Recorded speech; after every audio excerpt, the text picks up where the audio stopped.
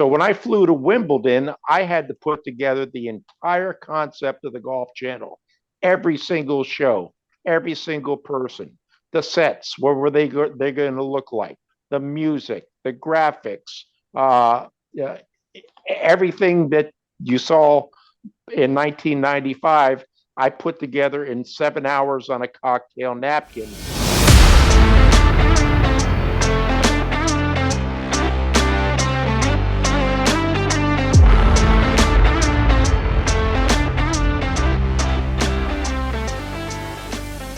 Good morning, listener. Welcome to the Whole Story Podcast. I don't know if you spent as much time in front of a TV as I did this weekend watching golf, but it was Thursday, Friday. I did work, in case you're my boss and you were paying attention, but there was some TV up as well. Watching Rickie Fowler come out just on fire as if he owns the U.S. Open. And then right behind him, another 63 is shot. And you're kind of wondering at that point, is just going to be like a runaway with the lead type thing. Robby, Xander I know Schauffele, we chatted. 62s. Yeah, I mean, 62s, not 63. Yeah. Well, who was it? Then who was it that shot a 63? Was that on Saturday? Your hair model, Tommy Fleetwood. Tommy Fleetwood. He did right. 2 63s. Yes, it's getting there. It's getting there. Yeah, not quite yet. Yeah, Rickie and Xander both with the 62s on Thursday to open up the U.S. Open. Incredible, right? Yeah. And I won $1 in case Brad's listening right now, because he bet me that Rickie and Scheffler would shoot over par the next day. And Rickie had another day.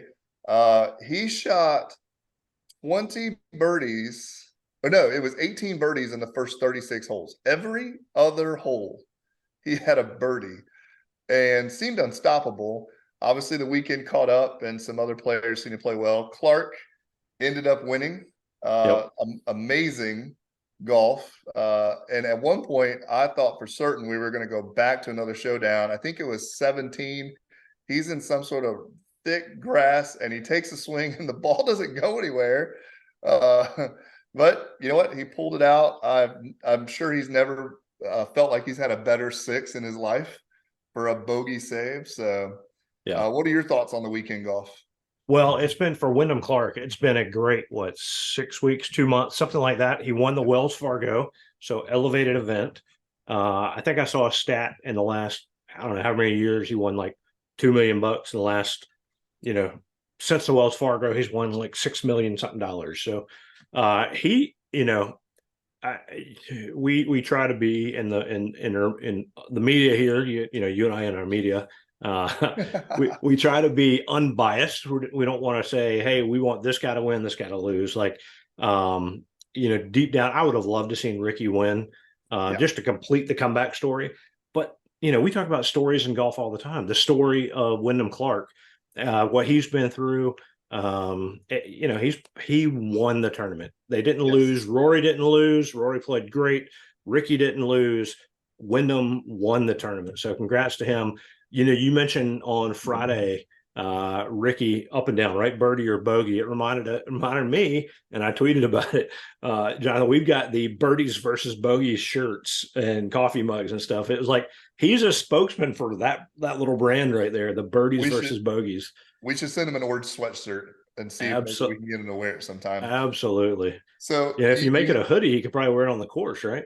It's still a little odd. I've been in the golf world for now about 12, 15 years. And whenever I see hoodies, I think finally I can wear something that's super comfortable instead of tucking in my polo. So yeah. You just mentioned media, that we are media. There is a flag, it looks like, to your right hand, just over your right hand shoulder there. You want to tell us a little bit about that media guy? Yes. So if you heard last week's episode, we were on site. I was on site. Sorry, Jonathan, at Pinehurst. It was, we ask people all the time, what's your favorite course you've ever played? I got to play Pinehurst number 2. It was unbelievable, Jonathan. Like, I'm so excited because next year U.S. Open is going to be there. So like Alex was saying during the thing, I'll be able to look at next year and say, ooh, my shot was here. I parred the first hole.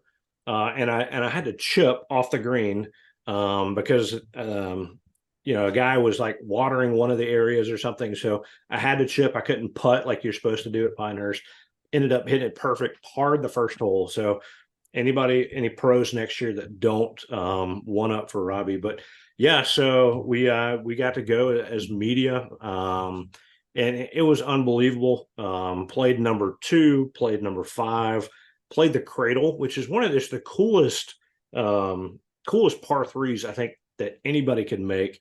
Ed Ormsby was the starter there. He's been there since they opened the thing, and I think 2017 or something, over 1,600 hole-in-ones.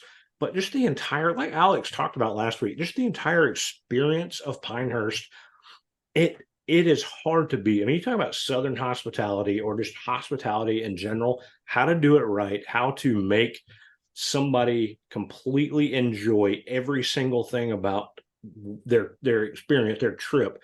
Pinehurst gets it right. So I absolutely loved it. But got to play number 2 with my son. And we had a great time. We got paired up with 2 other guys that were a lot of fun. So it was great. Yeah, not a bad weekend. You're probably going through golf withdrawals, although you mentioned earlier your body's going through some golf withdrawals too. Not sure we're quite the young chickens we used to be whenever we could just go play golf and then everything would be fine and the same. I don't know if the body's calling it withdrawals or is just calling it golf soreness, because yes, you only play on average once a month, once every other month. Hopefully we can play more. But when you go play, because you and I played, we need to talk about that. We played that Saturday before. Yep. So played 3 full rounds of golf, and then I played three of the 9 holes at the Cradle. So a lot of golf, hands, feet, everything sore, completely worth it. Would do it all over again. The Cradle has inspired us as well. Robby and I have been chatting now about a par 3 golf course. So make sure you continue to subscribe, like, and or watch on YouTube. And maybe someday we will be talking about the best ball par 3 golf course. So Robby, why don't you talk about who our guest is going to be this week? We're going to cut to him in just a second, but just a little quick intro. Not too long since we've got the podcast to follow. Yeah, Jonathan, the whole experience of what we've been doing with the Whole Story podcast, Crazy. Best Ball, has been unreal, right? We've had Matt Adams. We've been to Pinehurst. We've had a college golf coach, Amy Neff. We've had unreal, even friends that, Donald with his experience at Augusta, and guys like Wayne and them with their trips, and Steven and Africa. I mean, I could list everybody, and then it's been incredible. Our guest this week, and you'll hear the intro, producer for HBO Sports, and the guy that created the Golf Channel. Oh my gosh. Is our guest this week, Michael Whelan. We hope you enjoyed the interview. It was awesome. We recorded it earlier this evening. It was absolutely awesome. He's a great guy, going through a lot, but he has such a positive experience and outlook, wanting to make somebody's day better. That's right. So, it was great. So, well, hopefully your next 45, 50 minutes will make your day better by listening to this. So at that, we'll take a break and see you on the other end. All right. Well, today's guest on the Whole Story podcast, Jonathan, it's an honor. I've got Michael Whelan, and let me run through these things. First, one, it's an honor to have him on. I reached out to him on Twitter, and I said, "Hey, would there be any way you'd want to be on our podcast?" And let me read what he said. He said, "I love helping people out."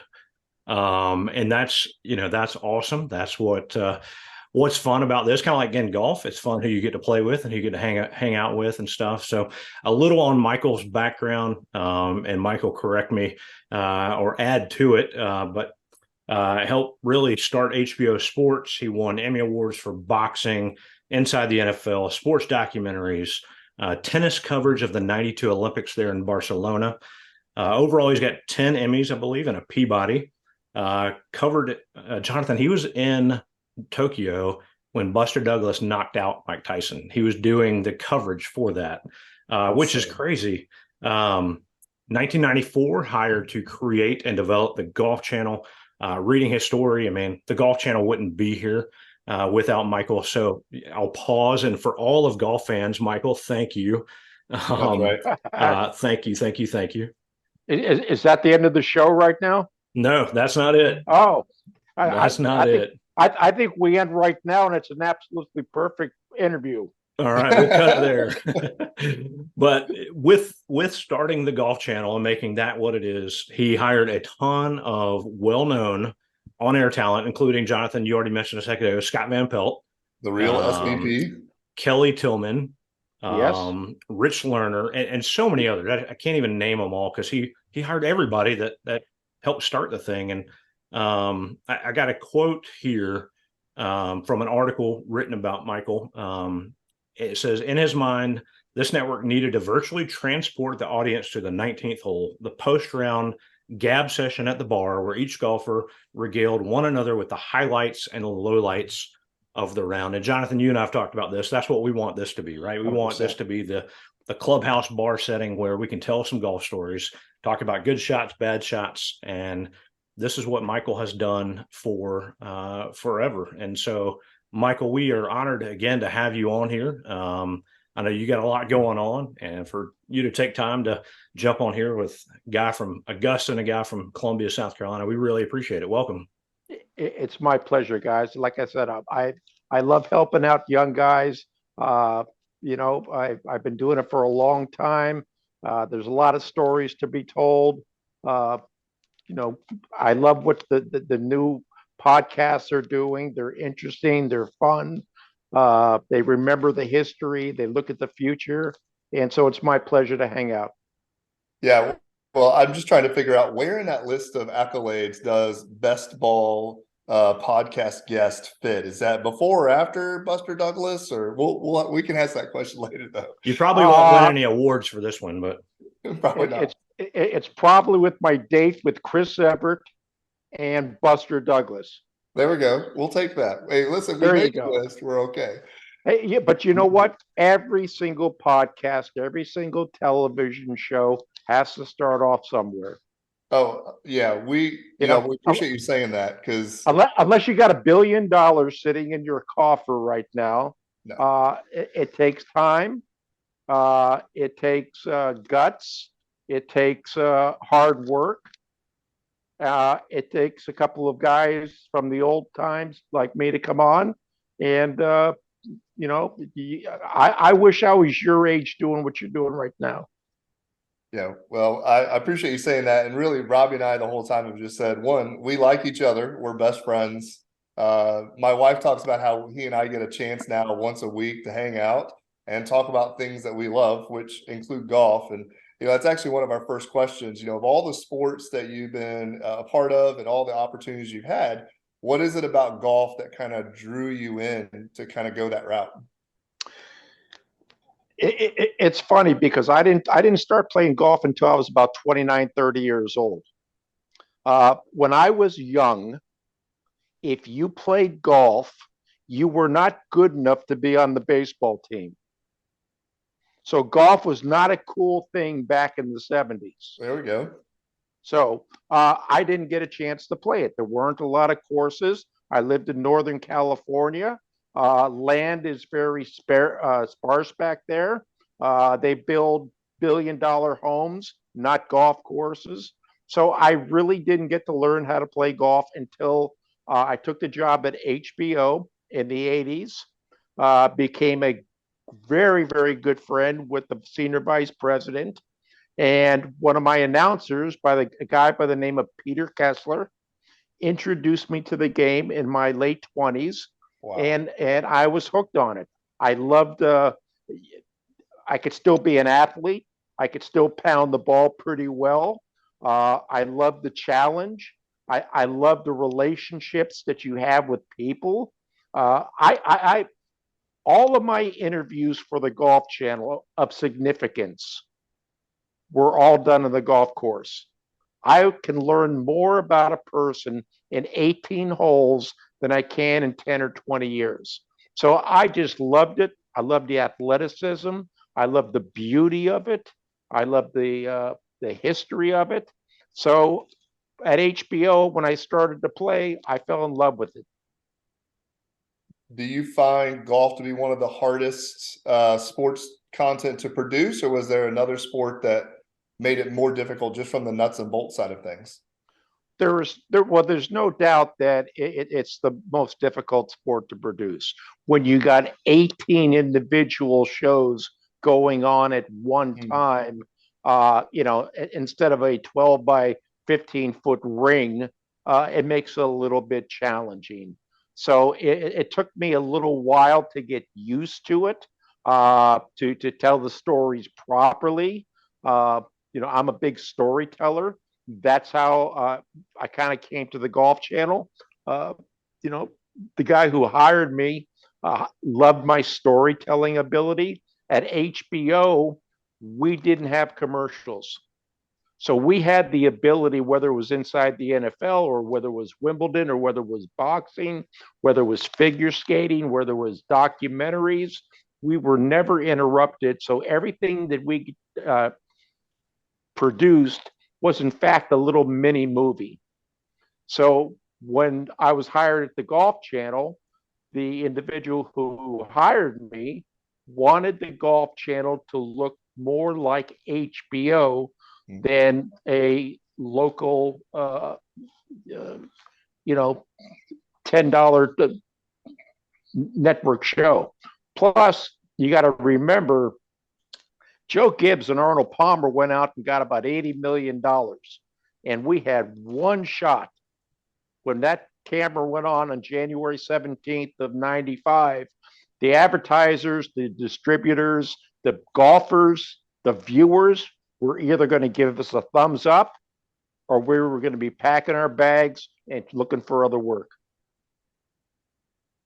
So you talk about 18 holes, 18 stories, right? When you're producing that, what about golf, or what makes a good golf story? I mean, is it the players, is it the course? I mean, when you watch live golf on TV now, they try to add some story content to it to kind of fill in some of the gaps. But in your opinion, what makes a good golf story? And maybe that can relate to, us coming off the course as some buddies. Like, how do you capture a good golf story? Well, I think you're looking at, oftentimes, unlike a boxing or football, I think you're looking many times at multiple stories. You're looking at yesterday, you're looking at Clark, having his first major opportunity with his mother passing away. One story right there. You got Ricky, who people have pretty much said is pretty much all gone, who all of a sudden is back in the race again. You got Rory, who hasn't had a major in what, 9 years now. You got the LIV integration of, do we root for these guys? Do we root against these guys? Do we want to see the live guys on the leaderboard? So I think you got to look at every story individually. I think some of it is in the heart. Some of it is about the money. Some of it is about the greed. Some of it is about, whether or not somebody can't perform and really come down at the very end and close, or are you a choker? So, you got to take a look at every single story that you have, and you have 4 rounds where the stories change every single time. You don't want to get so much caught up in the story where you lose the beauty of the game either. I mean, I think you can ruin a real good event by talking too damn much. There's a lot of times silence is golden. Let the shots tell the story. Let the caddy and the golfer, they're going to tell you more than any announcer is going to tell you, or anybody walking the course. I mean, I want to hear the caddy talking to his player, and where does the ball have to hit? How far is the carry? Where do we want it to land? I mean, that stuff is the things that we used to do. We actually started that at HBO back in the 70s and the 80s. Because we had no commercials, we had nowhere to go at the end of a round during a boxing match. So what we did back then is we mic'd the trainers and the cut men, we mic'd the referee, and we got the natural sound of what was going on between the rounds. Some of it was absolutely fascinating.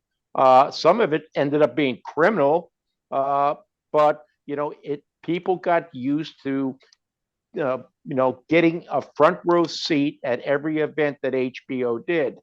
So when I came to the Golf Channel, one of the things that the caddies and the players, they just didn't buy into it as much.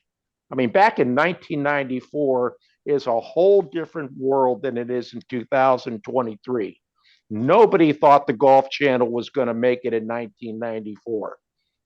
I would tell people that I worked for the Golf Channel, and they thought I worked for the Weather Channel. They thought it was the water between Cancun and Florida.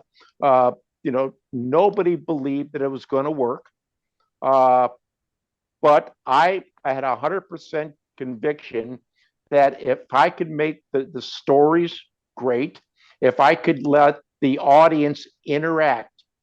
And the first thing that I did was when I got hired, it was probably about March of 1994. And I still had Wimbledon to do. I had one more boxing fight for HBO to do. And then I was going to fly in July to Orlando, Florida, and put on a 24-hour, 365, 7-day a week network. You got to remember, and I've told this story a couple times. In 1994, there was two niche networks that were happening. The Golf Channel. We had $60 million, some spit, some chewing gum, and 5 months to put it together. And then there was Fox News. Rupert had about $3 billion and 18 months to put it together. So when I flew to Wimbledon, I had to put together the entire concept of the Golf Channel, every single show, every single person, the sets, what were they're going to look like, the music, the graphics, everything that you saw in 1995, I put together in 7 hours on a cocktail napkin. But on top of the cocktail napkin, I wrote the word intimate. Intimate, intimate, intimate. And what I meant by that is when I was young, I used to listen to, as a young kid, the Larry King Show on the radio.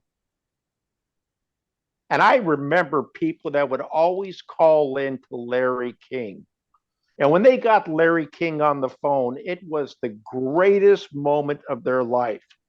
They talked to Larry, they talked to the guests. It probably made their lives. And I said, why can't we take that same concept and turn it into the Golf Channel? Why can't you talk to Arnold Palmer? Why can't you talk to Pete Dye, Nancy Lopez? Why can't you talk to Butch Harmon? So my concepts were these talk shows that were going to be interactive. Golf Talk Live with Peter Kessler, Viewers Forum at the end of Sunday's tournaments. Let's bring in the people and have a set. Academy Live. Let's bring in the greatest instructors that people pay $2,000 an hour for, and you can not only watch them, but you can call in and talk to Jim Flick or Jim McLean or Dean Reinmuth or Butch or some of these guys. Let's have a golf shop workshop. There's a lot of guys out there that like to tinker and do all these things. Why not have that? And then you had the basic things. You got to have your news show like golf, like Sports Center. So we had Golf Central. We had Golf Today. I wanted to bring in the celebrities because I thought the celebrities were really into golf, which they are. So I happened to know a woman at the time by the name of Ann Ligori, and Ann was really tied into the celebrity community. So Ann, I hired her. Actually, she became the first woman ever to have a primetime sports show. We had travel shows. We did all this, but I put all this together on a 7-hour flight. I put together the entire crew, which was going to be, I had to hire 100 people in 60 days. And I had a budget to work with. and I had no idea how in the heck I was going to do it. When I arrived in Orlando, there was nobody there. It was blank. There was no studio. It was an empty 60,000 square foot studio.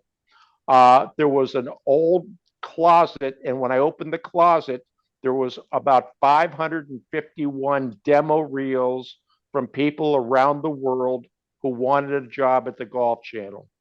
So my first week, I went through every single reel and pulled out the ones, and those 14 people became the first 14 people at the Golf Channel. How about that?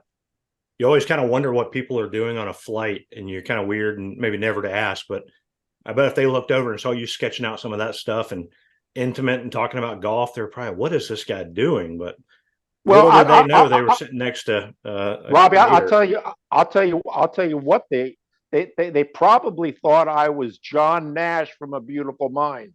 Get all kinds of diagrams. But the most interesting hire, and I will say this, was, and I don't know if you guys remember back in '95, was Peter Kessler. Peter Kessler was my narrator for boxing documentaries.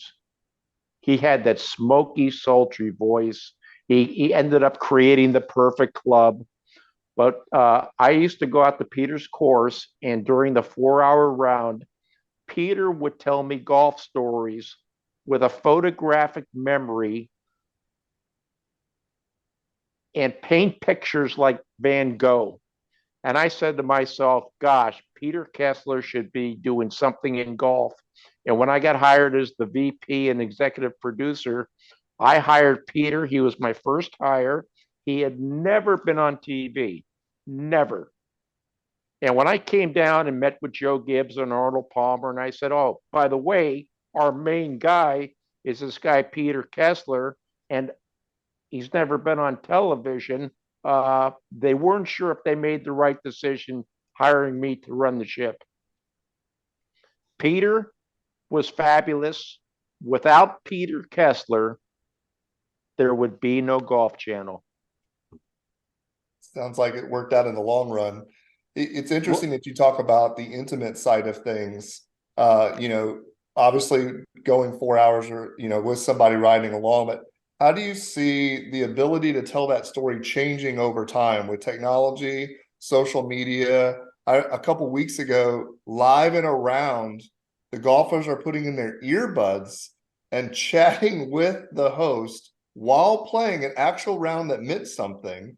How did you see technology both over the last 25, 30 years, and where do you think it might go in terms of providing that sort of closeness during a round? Well, to be honest, we did that in 1995. Okay. We didn't do it as much, and we weren't as high profile as the events of today. I, I love it. I mean, I think anytime you get the opportunity to get right into a golfer's head walking down the course and having him or her tell you exactly what's going on, I think it's absolutely fantastic. I wish there was more of it. I think anytime you can bring the viewer right on the course and really get an understanding of what the golfer is thinking, what they're doing, the bad shot that is hit, what they did wrong, what they did right. Uh, the only if you ask me where golf goes wrong is as I still think golf does not show enough replays. Hmm. I think you don't see the good shots enough. I don't think you see the bad shots enough because the problem is everybody's trying to bounce around to another hole. I think a lot of what you're seeing was a lot of CBS and NBC getting together when Liv came out with, they were going to make golf different. They were going to make it fun. They were going to make it, not as stuffy. So I think that forced the networks, the producers, to really try to push the envelope a little bit more. What do you think about being at HBO and doing kind of the full story, let's say documentary type thing? What do you think about Full Swing? Did y'all have anything like that back in the day? Oh, I did Full Swing before those guys were born. Tell us about that. I mean, have you never watched Hard Knocks? Oh yeah, that's right. Hard Knocks is what, in its 25th year? Yeah. So 26, 27, 28. So we were doing those. I think it's fascinating. I think, for somebody like me who sees it all the time, it's not as wowing. But I think for a lot of people who don't get inside the ropes, who don't interview the people, who I think I thought it was really well done. I think it gave some really good insight, at least to me. I got a better understanding about Koepka a little bit. I kind of saw maybe the direction that he was. He didn't seem very happy. He seemed a little depressed at the time. I love the Fitzpatrick story, was fabulous. How could you not fall in love with Tony Finau? So I think those types of things, getting inside the ropes with the beautiful cinematography that they had, was absolutely fabulous. I love that stuff. We did it for boxing. We did it for Wimbledon. We did it for every sport that HBO did. We always did these behind the scenes type shows since the 1980s. Yeah, it's been a great series to watch. And Jonathan and I were joking about the fact that the day the Live news broke, where they said PGA and the DP World Tour and the Public Investment Fund are all merging or figuring out how to work together. That the Full Swing camera crews were on site at the tournament, I guess, of the RBC Canadian, with cameras rolling just to capture the reaction, because nobody knew what was going on. So that'll be in the next season. That'll be an interesting episode or two to watch. But yeah, I apologize for interrupting. I thought if you read Tom Watson's letter to Jay Monahan today, I did read that. I thought it was a fascinating letter that there's going to have to be a lot of questions and a lot of answers. And I think that's going to get the Full Swing guys a real good a format about how to approach that particular story for next season. Yeah. Well, in your experiences, you got to do a lot of really cool stuff. And one thing you told me in our texting back and forth was that you got to play Augusta National. Maybe you've gotten to play it multiple times, but tell us about that experience and what was that like? That's something that not many people get to do, and give us a little, paint the story of what your experience was like with that. Well, in 1995 was the first year that we covered. We did live from Augusta National in 1995. If my mind it serves me correct, I think Ben Crenshaw won that year. I think that was the Harvey Penick year, if I'm not mistaken. Harvey had just died, Ben won. But there is a lottery that goes on with all the media people, and they pull out so many names, and my name got pulled out. The thing about is you got to play it from the tees that the guys play it from Sunday. Oof. And I'm not a bad golfer. I'm probably at, back then I was probably at a 12 handicap. I hit the ball about 275, 280. Played the best round I ever played, and I think I may not have put down all the shots, but I think I kind of quit it around 101. It's absolutely incredible. You don't get any concept. The cameras are getting a lot better today than they were in 1995, but the undulations and the hills, the speed of the greens, it's just the magnificence of how it's the most greenest, beautiful place I've ever been in my life. I couldn't hit the damn fairway. I four putted 4 or 5 times, but had the time of my life. Yeah, you can shoot whatever if you're playing at Augusta National. That's what matters. So I was absolutely shocked. I tried not to do a Gary McCord, but I mean, I couldn't keep that ball on the green. It was the fastest thing I've ever seen in my life. But I was burned out.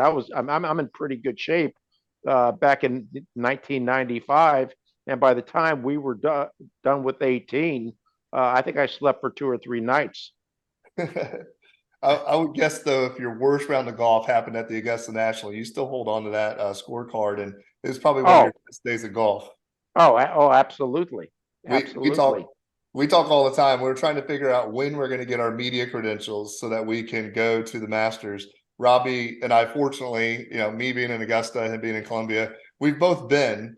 And you're right. You until you get there, you just can't understand how much movement there is up and down. And even the greens don't look like, I mean, you go play golf at a regular golf course and there's a flat spot somewhere with grass for the greens. And there it looks like they just built hills in the middle of the whole thing. So I can't It, it, imagine trying to putt. what was most fabulous about the 95 Masters for the Golf Channel is nobody knew who in the hell we were. Trying to get credentials to bring our crews in there in 1995, do we did Golf Talk Live, and they wouldn't let us on the grounds. So we had to rent a house off of the grounds to do our first show. Our new show, Golf Central Live From, they gave us the worst position they could possibly do it. Look, back in 1995, I remember sitting down with Phil Mickelson because Phil wanted me to hire his sister Tina. I didn't do it, but Phil kind of said to me, "Man, I feel sorry for you guys. I mean, who's going to want to watch the Golf Channel? Who are you guys going to get to be the host? Who's going to be the analyst? It goes from the PGA Tour to the Senior Tour. It's good luck to you guys." And I said, "Well, things change. Maybe one day you'll be applying for a job somewhere." And he said, "Well, I never say never." And now, it's in what, about 2 or 3 billion homes. Everybody wants to be on the Golf Channel. Every writer that bashed us, because writers back in 95 hated television people. Every writer tore us apart. Every one of them within 3 years was applying for a job. I remember, the first 2 guys I hired was a guy by the name of George White from the Golf Week.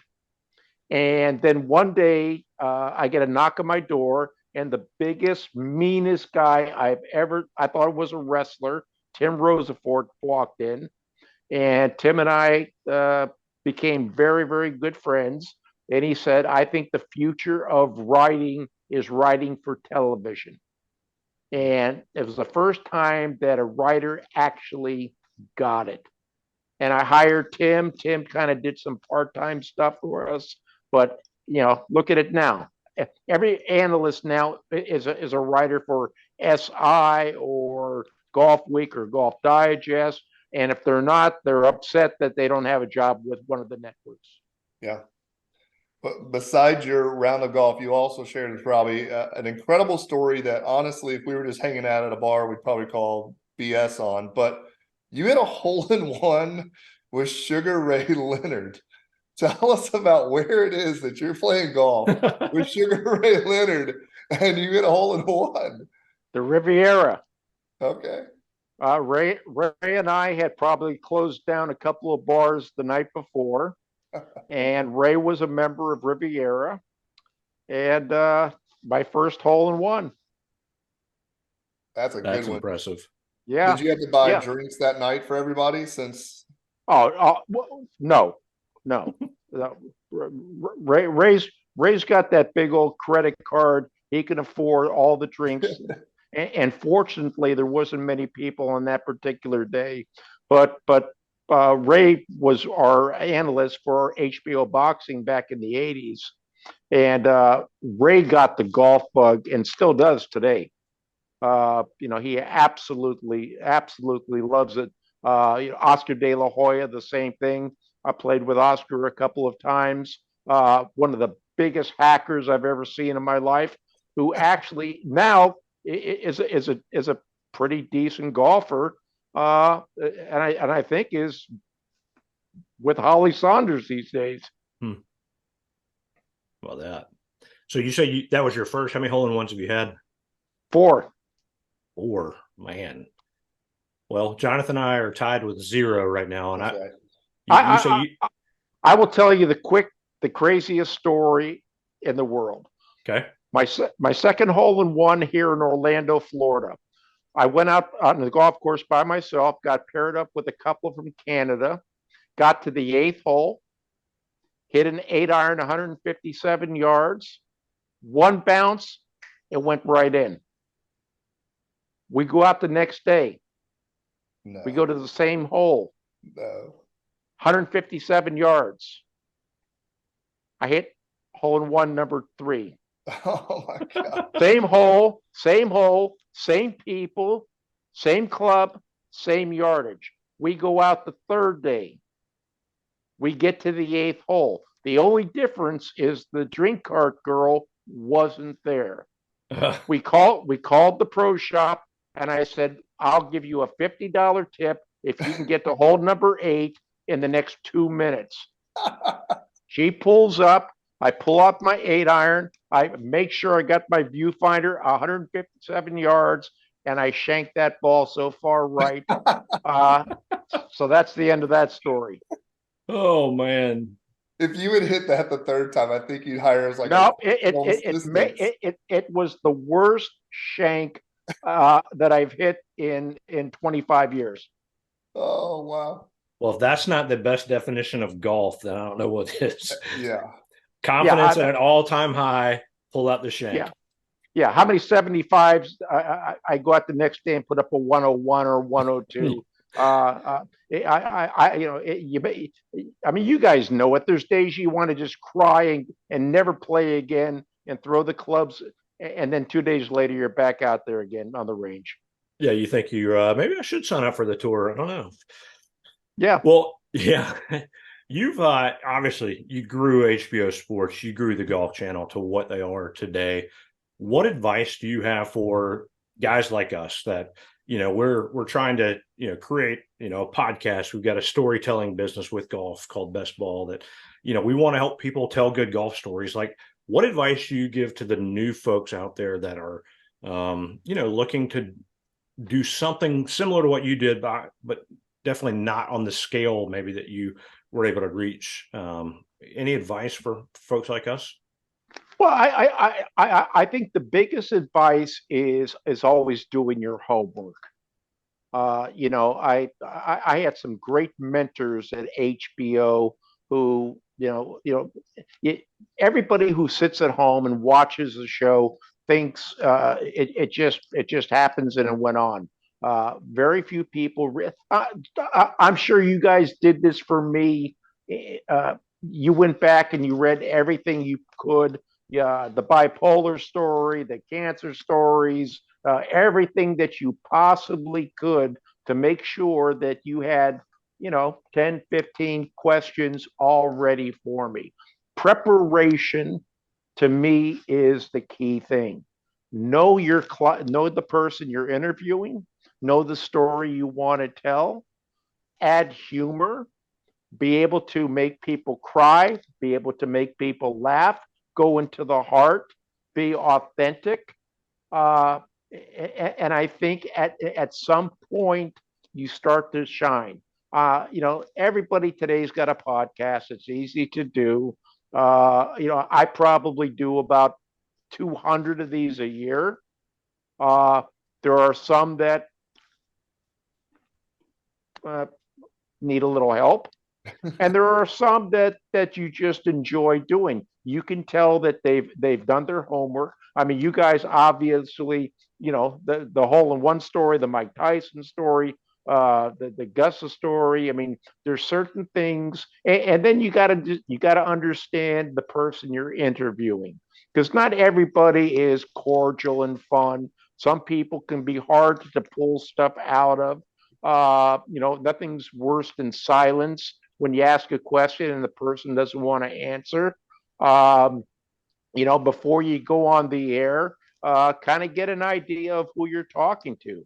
Uh, you know, uh, always save the one question that's going to tick somebody off. Always make sure that's the last question. don't don't start off with that one. So get the person nice and liquored up, and then at the very end you hit them with the punch, and hopefully he or she answers it.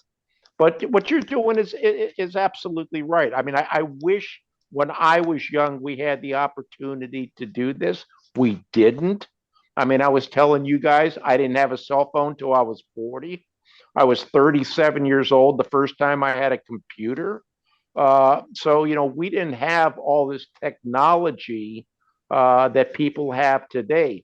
We had to tell stories. We had to dig hard.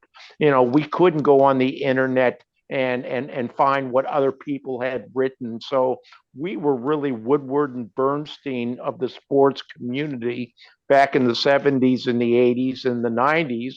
And that's what I think made the Golf Channel so popular, is that we really got you inside the world of golf. I wanted to change the landscape. In 94, it was a all white guy like me, 60, almost 70 years old. That was golf. When I walked into the Golf Channel and met with Arnold and the executives, I said it's going to look different. We're gonna focus on the LPGA. We're gonna hire women broadcasters. We're gonna hire African Americans. There's gonna be LGBTQ. I mean, it's gonna look totally different. We're gonna change the dynamics of what people are used to seeing, and it's going to be a little bit awkward in the beginning, but I promise you it will pay off. I got guys like Scott Van Pelt as a production assistant. I got Kelly Tillman and put her in the library. I got guys like Peter Kessler who had never been on TV. I got Rich Lerner out of Texas, and I said, "Hey, you want to? You think you could do the Golf Channel?" I had a lot of.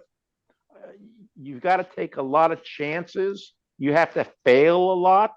You have to pick yourself back up. You have to learn from your mistakes. But to be a great producer, director, writer, podcast producers, you just got to have the courage to take chances and do things. And sometimes they work out, and sometimes they don't. Who would ever thought that the number one guy out there right now is probably Van Pelt? I He's hired Scott. I hired Scott Van Pelt to be a production assistant at $15,000 a year. But every single day hanging out with Scott, just being around him, the guy made me laugh. His impressions, and what I told Scott, and I told this to Kelly because Kelly had a demo reel that she showed me, and it was the worst demo reel that I had ever seen. I said, what I want you guys to do is go out with the camera crews, go out with the producers, and after their shoot, start to do some rehearsing, start to see how it's done, bring it into me. So once a week, Scott would come in or Kelly would come in, we critique it. One of my skills is developing on-air talent. you know, back in whether it's Jim Lampley or whether it was Larry Merchant working with Bob Costas. I found Chris Collinsworth back in the 80s. And, that's one of my employable skills. But, I just can find personalities, and Scott was going to be fabulous. I didn't think he'd be as big as he is today. I will admit that. Kelly, she had something about her. And I think golf lacked women personalities. Yeah. And I thought that she would be absolutely perfect in the role that she was in. I think she made a mistake when she went to the golf instead of a Golf Central. She didn't last very long for some reason. I don't know if that's her choice or all the changes that came after I left. Well, we appreciate that advice, especially the idea of taking chances. And Robby and I both look at this as, I don't know how much of a chance we think about it, because the reality is we keep saying we like golf stories. I mean, we're number 12, number 13 episode. We get to interview someone like you. This is like we're hitting highlights before we even have a chance to get going. So we're having fun. But by your 20th show, you'll have Rory McIlroy, or you'll have Jay Monahan on, or hey, my good buddy Tucker Booth. I don't know if you guys follow Tucker at all. Tucker has become the one of the top podcast guys. I found him accidentally because he was doing a story on the Golf Channel about 7 years ago, and he had the whole thing wrong. And I just sent him one little tweet that said, bad, bad, bad, bad, bad, bad, bad, bad. Don't do this. And he and I became good friends. I became kind of a mentor to him. And I had kind of been hiding from golf for almost 20 some years. I left the Golf Channel in 1998 and did not do a story until 2018. And I gave Tucker the ability to have full range I trusted him. And we just went. I mean, you guys have, I don't know if you've read the story or not. I built a masterpiece and fell apart. It's an incredible, moving story of somebody who bordered between being a genius and having severe bipolar disorder.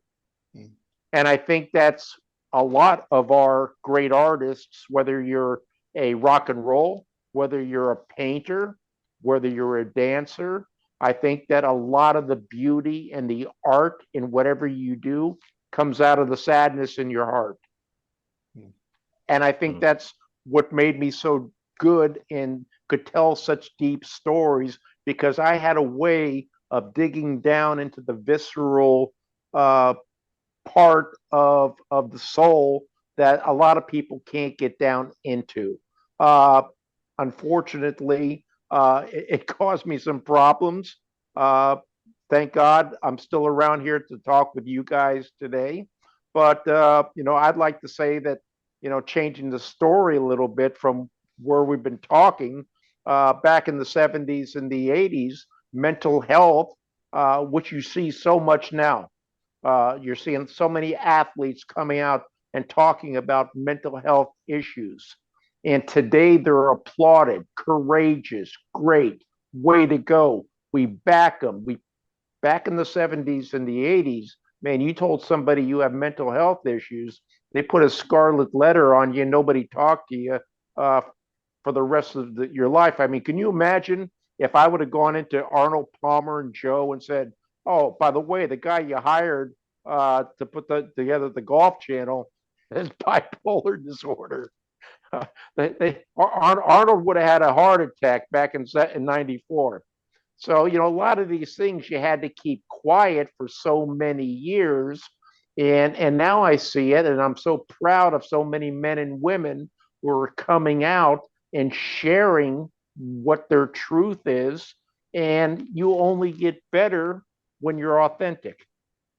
Well, you mentioned one of the stories from the weekend was the fact that Clark had his mother passed away, and the sports like they mentioned all the time, the sports psychologist and helping him deal with all of that stress and how to work through that. So golf being the mental game that it is, maybe it is a good thing that more people are talking about it. Although I don't know if it causes depression or helps with depression, depending on how well you're playing one day versus the next.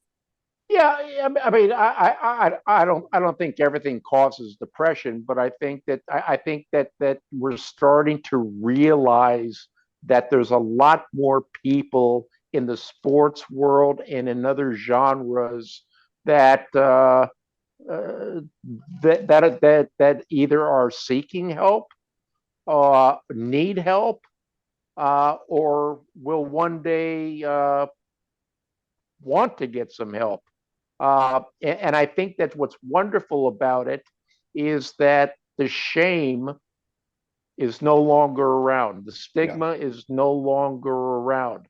So yeah, having sports psychologists. Almost everything that we do that makes us brilliant, comes from a lot of times comes from whether it's depression, whether it's bipolar, whether it's the greatest artists in the world. Robin Williams and I were very, very good friends. I grew up with Robin in Northern California. Robin and I, you put us in the same room, and you guys would lose your mind.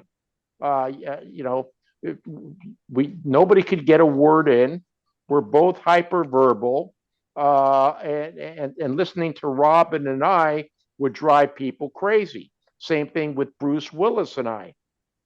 Bruce, another good friend, but all of our brilliance comes from an experience, a sadness, a tragedy in our life. Out of every tragedy comes a blessing, whether it's artistic, whether it's music, whether it's television production.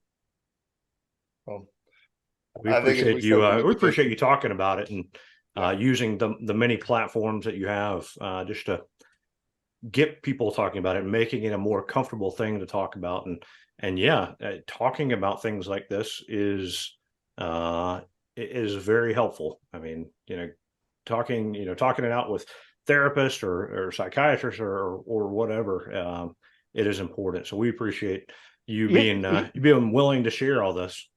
You know what was funny? I got on Twitter. I have no idea how I got on Twitter. I probably because everybody else did.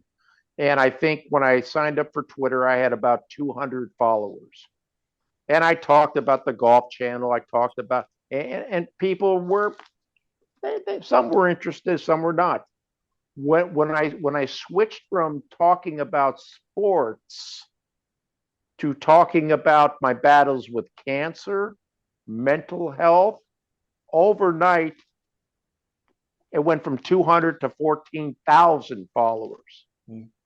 So this kind of tells you the interest that a lot of people have. But, there's still a group of people that still love to hear the old stories, because most people don't know about how the Golf Channel got started and all that. One of the biggest mysteries is, who built the pyramids in Egypt and who created the Golf Channel. Most people don't know either one of them. So every now and then I come out of hiding and I tell the stories of the way it used to be. It's a lot different today. It's not the same Golf Channel. It's more, it looks like the Today Show 2.0. The only thing the Golf Channel's missing is Al Roker. It's a different show. It doesn't have that intimacy. You don't talk to Arnold Palmer, and you don't talk to Rory McIlroy, and you don't talk to Michelle Weisz and Nelly Cordes, and you don't get the chance to interact anymore. It's all about them. It's all about the announcers. It's announcer driven today. It's not personality audience driven. That might come down to just, at the end of the day, advertising dollars. I've created some great shows that still have not been on the Golf Channel. On day one, I went into Joe Gibbs and Arnold Palmer, and I said, here's the first show I want to create. I want to create the Arnies, like the ESPYs. Yeah. Why not? It's still, why wouldn't you? Yeah. Why wouldn't you get the greatest golfers, just like the ESPYs, once a year and celebrate this wonderful sport with a guy, the Arnies or the Palmers, call it whatever you want to. I still got somewhere in one of my drawers under my socks I still got the format to the entire show. It still hasn't been on. Well, I don't know So if we'll so end up. there you guys go. That's your I'm gonna give it to you. You put it together, and that's your breakout show right there. There We'll we run go. together the Palmers at the end of. That's a good idea, actually. We could run together the Palmers at the end of the season. We'll all make sure to drink lemonade and iced tea. Yeah, put it together. I mean, have your final show be the Arnie's or the Palmers, Yeah. and you guys are creative enough. But why they didn't do that? The second thing I said is I think there's a good idea to simulcast our shows in the morning on radio. Oh, On yeah. radio, on radio. We would put one of our shows and have it on radio like a talk show. No, no. So That's what we're doing. We see That's our right. face. We have a podcast. of course you're doing it. I came up with it 31 years ago, and everybody thought I was crazy. Well, I don't know. I don't know if we'll end up on the Arnold Palmer. I guess we could just put ourselves there. Number one, fastest growing podcast in the nation, best ball. But we have a hopefully you'll like it, a creative way. We call it the Quick Nine, just to sort of wrap up everything. You know what? Every time I get one of these, I absolutely go into a coma. But let's do it. All right. Let's do it. So our first question is, what's the favorite course that you've ever played? Oh, Augusta National. Well, I assumed it would be, but we didn't know. And number two, Whistling Straits. All right. Nice. Who's the best celebrity golfer that you've played with? Not non-golfer, but best celebrity, I guess. The best celebrity golfer that I've ever played with. In his younger days, Vince Gill. Vince Gill. I've heard he's a really good golfer. Not anymore. Okay. Vince Gill, Alice Cooper, 1 and 2. Wow. Alice Cooper still plays, yeah. Yeah, I played Bill Murray 20, 25 times, and by the fourth hole, I've had enough. What golf course should host the U.S. Open or PGA Championship that hasn't done it before? Maybe it's his course in Orlando. He'll be standing there at number 8. Gosh, what course has not done it? You know what? I'm going to pass on that because I don't know what the USGA wants anymore. I mean, what they did this week, I kind of liked it a little bit. I know a lot of the golfers didn't like it. It wasn't straight. They couldn't hit it 390, hit a sand wedge, and then hit a one putt. It was all about angles. It was about club choice. It was about five. I saw more 5 woods and 7 woods, and Yep. and 3 and 4 guys carrying 4 wedges. Forget the roll back the ball. Have more courses like this. And you know what? It's I kind of dug it. I thought it was kind of interesting. All right. What's your best golf score? You say you're a pretty good golfer. What was your best score ever? 73. Where was that? Right here at the Ritz-Carlton, Grand Lakes. Okay. I had a chance to par, and I double bogeyed 18. Ooh. Yeah. I still remember it. I still remember it. It still hurts.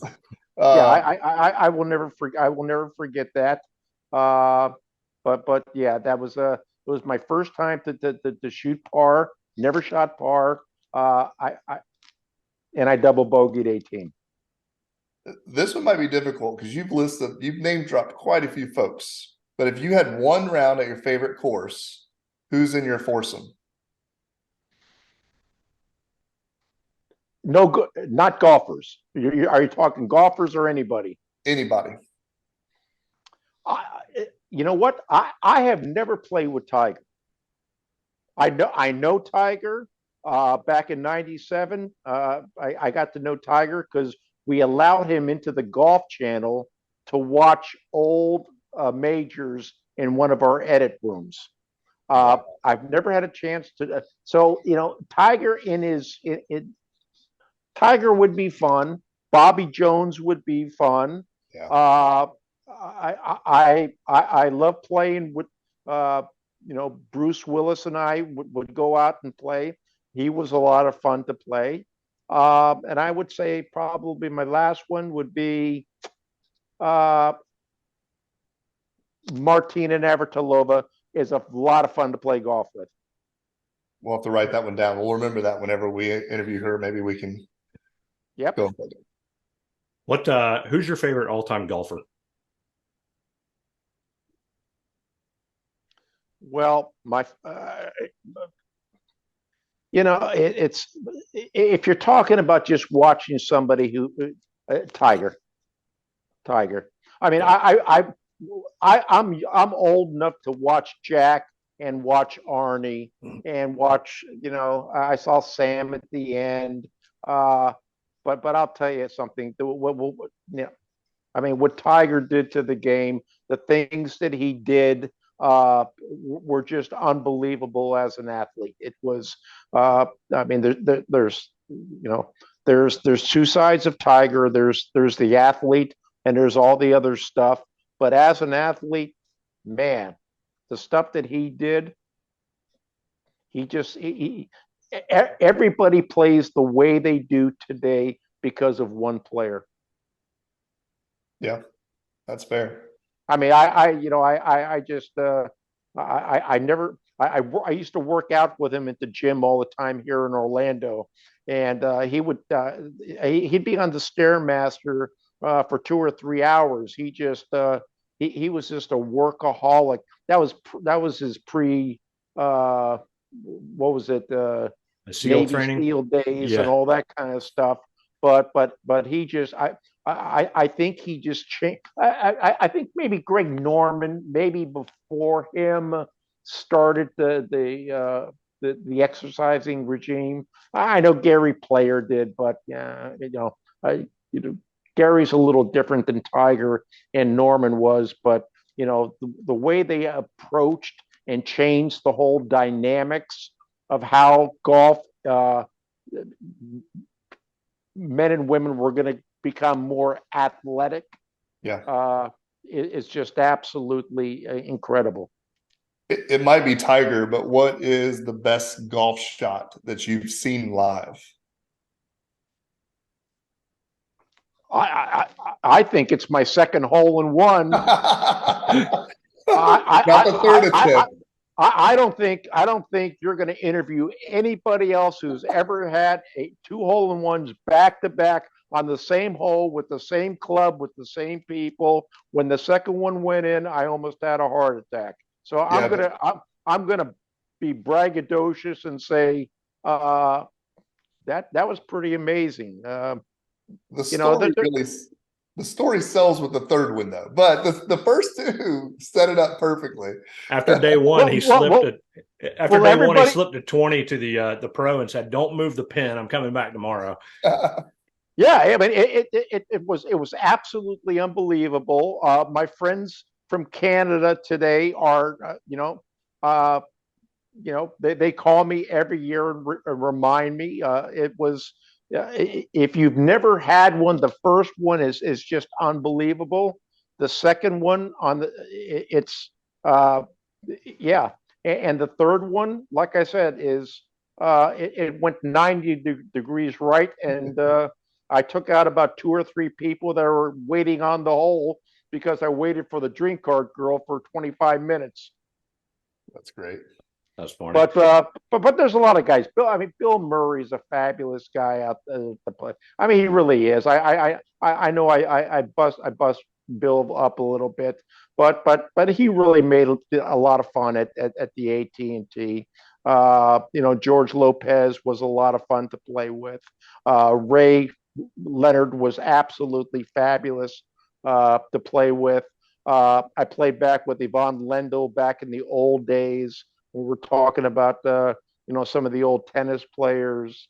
John Lloyd, a fabulous tennis player. Chris Everett, Martina. some people outside of the golf world.